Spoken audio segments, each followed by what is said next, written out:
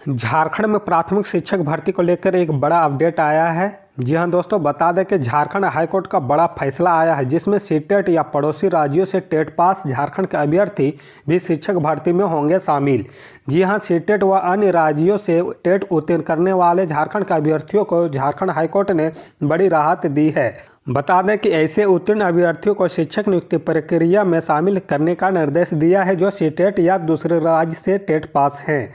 साथ ही हाईकोर्ट ने यह शर्त लगाते हुए कहा है कि सीटेट व दूसरे राज्यों से टेट उत्तीर्ण करने वाले झारखंड के अभ्यर्थी यदि शिक्षक पद पर नियुक्त होते हैं तो उन्हें 3 साल के अंदर जो पहली जेटेट होगी उसे पास करना अनिवार्य होगा।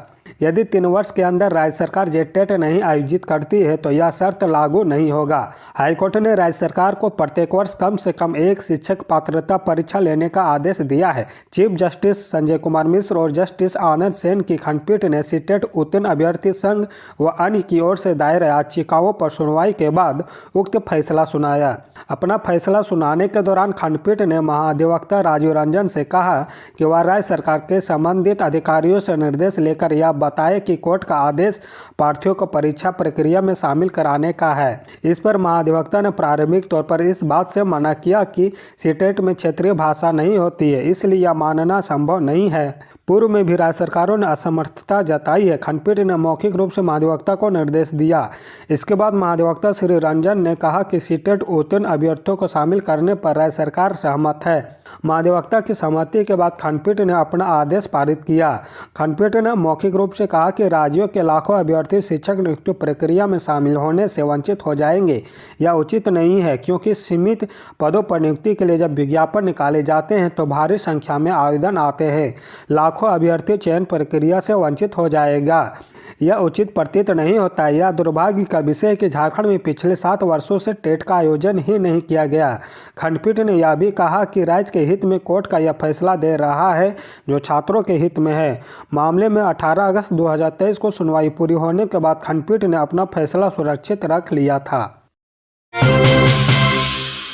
गवर्नर के सुझाव को दरकिनार करते हुए 1932 खतियान को फिर से विधानसभा से पारित किया गया। जी हां दोस्तों, बता दें कि झारखंड विधानसभा ने स्थानीय व्यक्तियों की परिभाषा और परिणामी सामाजिक, सांस्कृतिक और अन्य लाभों को ऐसे स्थानीय व्यक्तियों तक विस्तारित के लिए विधेयक 2022 को दूसरी बार पारित कर दिया है। इस कानून के लागू होने के बाद राज्य में 3rd, 4th ग्रेड की नौकरियों के लिए 1932 या इसके पूर्व के सर्वे को खतियानधारी ही पात्र होंगे। पहली बार राज्यपाल ने इस विधेयक को उस प्रावधान पर जताते हुए संदेश भेजा था जिसमें 3rd और 4th ग्रेड की नौकरी को सिर्फ स्थानीय लोगों के लिए आरक्षित किया गया है। राज्यपाल ने अटॉर्नी जनरल ऑफ इंडिया की राय का हवाला देते हुए इस प्रावधान को मौलिक अधिकार का हनन बताया था। स्थानीय लोगों को प्राथमिकता देने की बात कही थी। हालांकि राज्य सरकार ने राज्यपाल के सुझाव को नहीं माना और पुराने प्रावधान यानी कि पूर्व मूल विधेयक को ही दूसरी बार विधानसभा से पारित कराया है। राज्य सरकार 1932 आधारित खतियान के इस कानून को संविधान के 9वीं अनुसूची में शामिल कराने के लिए राज्यपाल के माध्यम से केंद्र से आग्रह किया है। सूची में शामिल होने के बाद ही यह कानून प्रभावी होगा। इधर सदन की कार्यवाही के चौथे दिन स्थानीयता से 4 विधेयक पारित किए गए हैं। इसमें झारखंड का आंदोलनकारी परिवार के एक आश्रित को तृतीय व चतुर्थ वर्ग की नौकरियों में 5% क्षेत्रीय आरक्षण का प्रावधान किया गया है।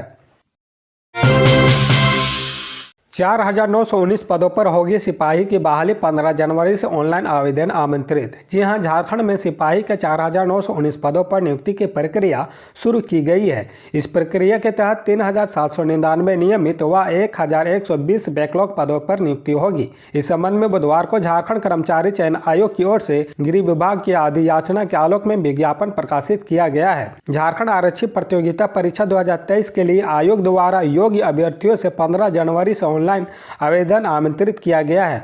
ऑनलाइन आवेदन 14 फरवरी की मध्य रात्रि तक जमा होगा। 16 फरवरी की मध्य रात्रि तक परीक्षा शुल्क का भुगतान किया जा सकेगा। 18 फरवरी की मध्य रात्रि तक फोटो व हस्ताक्षर अपलोड कर आवेदन पत्र का प्रिंट आउट लिया जाएगा। 20 से 22 फरवरी तक ऑनलाइन आवेदन में अभ्यर्थी का नाम, जन्मतिथि, ईमेल आईडी व मोबाइल नंबर को छोड़कर अन्य अशुद्धियों को संशोधन करने के लिए आयोग की वेबसाइट पर लिंक उपलब्ध कराया जाएगा। विज्ञापन के मुताबिक उक्त नियुक्ति में होमगार्ड के जवानों को 50% आरक्षण दिया जाएगा। होमगार्ड को अधिकतम उम्र सीमा में 5 वर्ष की छूट दी जाएगी। वहीं होमगार्ड के पदों पर अभ्यर्थी नहीं मिलने पर उन पदों पर अन्य अभ्यर्थियों से भरा जाएगा। परीक्षा शुल्क 100 रुपये रखा गया है। वहीं झारखंड राज्य के ST/SC अभ्यर्थियों के लिए परीक्षा शुल्क 50 रुपये है।